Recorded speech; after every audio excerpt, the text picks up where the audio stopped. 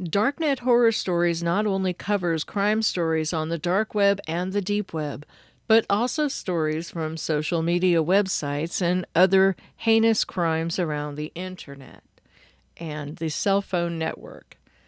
Since the inception of social media websites such as Facebook, Omegle, and other sites that allow video, criminals have shown heinous crimes on the networks where they are available to everyone. Here are 3 stories of where the murders of people were available to be seen on Facebook. Murder of Claribel Marie Estrella. In the quiet coastal town of Pacifica, California, a chilling incident unfolded in Northern California, leaving the community in shock and horror. Mark Metchikoff, a 39-year-old resident of Pacifica, stood accused of a heinous crime that would shake the foundation of the small community. It all began on July 26, 2023, when Mark Metchikoff allegedly killed Claribel Marie Estrella, capturing her final moments on video and callously posting them on Facebook. The gruesome act did not go unnoticed, as a horrified witness who stumbled upon the live stream promptly contacted the police, providing crucial details, including the perpetrator's name and phone number. Nye County authorities in Nevada quickly traced the phone number to an account linked to an apartment complex in San Mateo. San Mateo police, armed with this information, initiated a door-to-door search, eventually discovering the lifeless body of Claribel Marie Estrella. The accused, Mark Metchikoff, was apprehended in San Jose, still in possession of the murder weapon. Shockingly, this was not Metchikoff's first brush with violence. His criminal history included a prior incident in Florida, where he had physically assaulted a woman and threatened her with a knife. Neighbors in the San Mateo apartment complex claimed to have heard screams, but were unsure if they were connected to the tragedy unfolding next door. In August 2023, Mark Metchikoff pleaded not guilty in court, and he was subsequently locked up in Redwood City with no bail. The details that emerged were disturbing. The victim, Claribel Marie Estrella, was still alive and moving on the ground when Metchikoff filmed the video that would become a key piece of evidence in the case. The caller who had witnessed the stabbing described a gruesome scene, a woman covered in blood lying on the kitchen floor. The police, faced with the difficult task of searching the complex for 3 agonizing hours, finally uncovering the body. As the investigation continued, it was revealed that Claribel Marie Estrella had briefly dated Mark Metchikoff, but had decided to end the relationship due to allegations of abuse. The next case, murder of Robert Lee Godwin. On April 16, 2017, a peaceful Sunday afternoon in Cleveland's Glenville neighborhood took a horrifying turn when a 74-year-old Robert Lee Godwin Sr. lost his life in a senseless act of violence. The perpetrator's 37-year-old Steve Stevens became infamously known as the Facebook Killer after he posted a video of the heinous act on his Facebook account.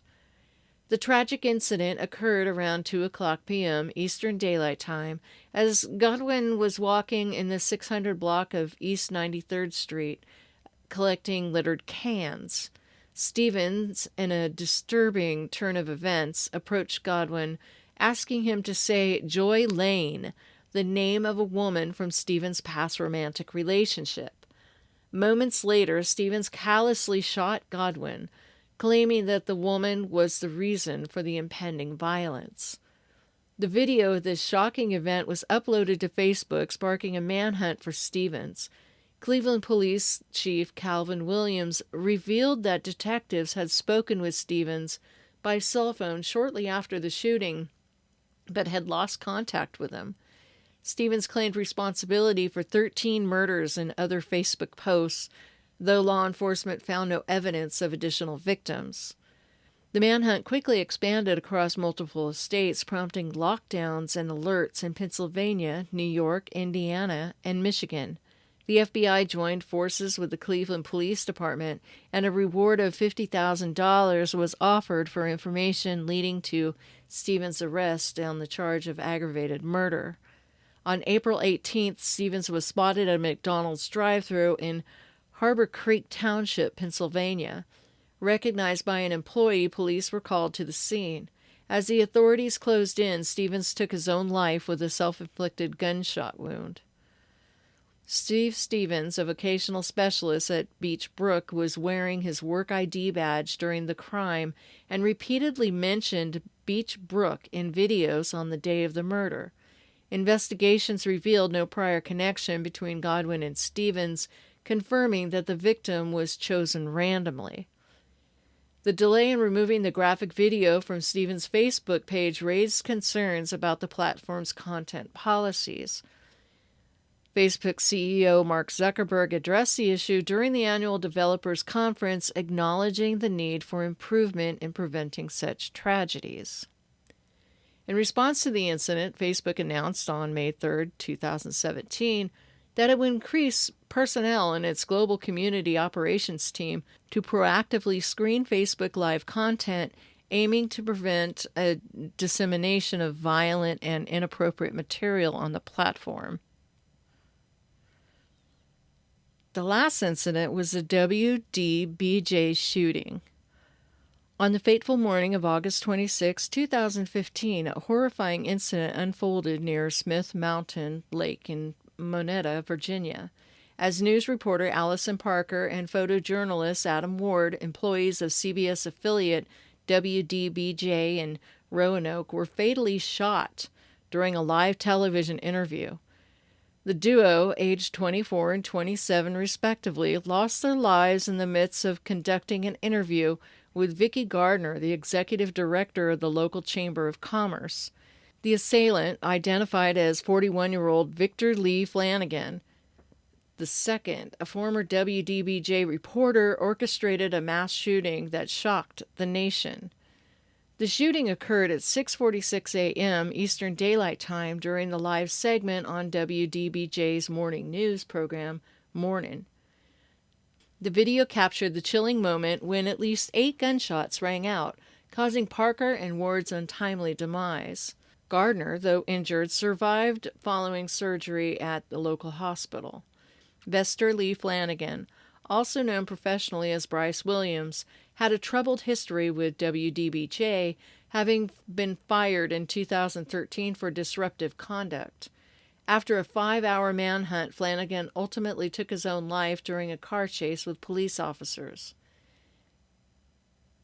Flanagan's career in journalism included stints at various news stations marked by allegations of offensive behavior and workplace conflicts. His disturbing claims of racial discrimination and sexual harassment at WDBJ were detailed in a 23-page fax sent to ABC News titled Suicide Note for Friend and Family. Flanagan expressed grievances and cited the individuals who had committed acts of violence, expressing admiration.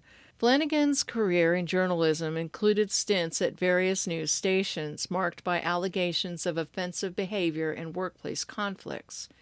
His disturbing claims of racial discrimination and sexual harassment at WDBJ were detailed in a 23-page fax sent to ABC News titled Suicide Note for Friends and Family. Flanagan expressed grievances and cited the Charleston church shooting as a tipping point that fueled his anger.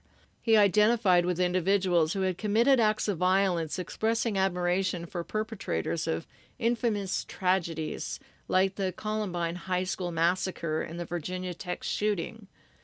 The video of the shooting, uploaded by Flanagan on his social media accounts, exposed the gruesome act to the public.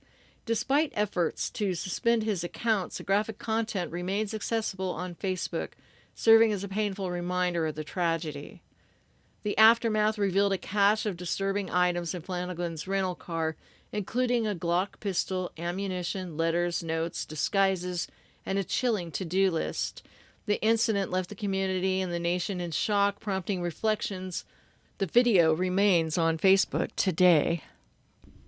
If you have any stories for Darknet horror stories regarding the dark web, the deep web, the surface net, such as Facebook, Twitter, or any kind of creepy stalker stories, murders, the like, send me a note. Visit www.darknethorrorstories.com and fill out the form online and tell me your creepy story.